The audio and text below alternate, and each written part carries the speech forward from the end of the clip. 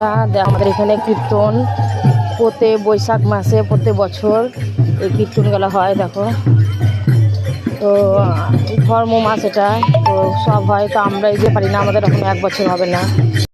দেখো কেমন কত পুণ্যের কাজ করছে, তো আমাদের হয় না করা, কেন আমাদের এখন 1 বছর এগুলো করা হবে না।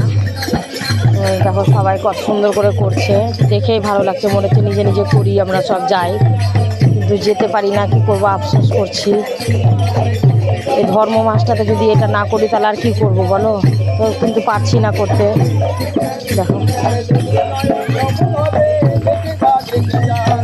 এখন এরা যাচ্ছে।